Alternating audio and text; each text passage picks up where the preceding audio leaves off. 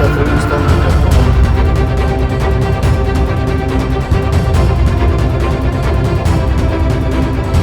Nəsimi rayon polis idarəsinin əməkdaşlarının rayon ərazisində keçirdikləri tədbir zamanı əvvəllər məhkum olunan şəxslər 38 yaşlı Murtuza Həsənov, 45 yaşlı Baba Cəfərov və 44 yaşlı Qəzənfər İbrahimov saxlanılıblar.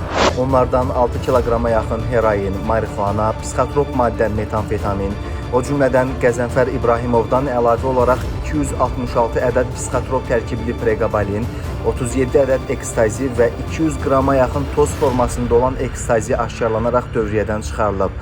Onlar şəxsiyyətləri istintaqla araşdırılan İran vətəndaşları tərəfindən narkokuryerliyə cəlb olunduqlarını və narkotik vasitələri maddi qazanc müqabilində ayrı-ayrı ünvanlara çatdırmağı planlaşdırdıqlarını bildiriblər. Instagram vasitəsilə tanış oldum, halqa saxladıq, adres atdı, getdim, götürdüm. Mən götürüb satmaq istəyirdim. Faktlarla bağlı cinayət işi başlanılıb, araşdırmalar aparılır.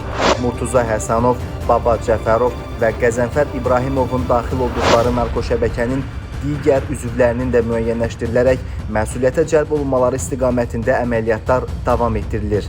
Qeyd edək ki, ilin əvvəlindən Nəsimi rayonunda keçirilən tədbirlər zamanı 47 kiloqram narkotik vasitə qanunsuz dövriyyədən çıxarılıb.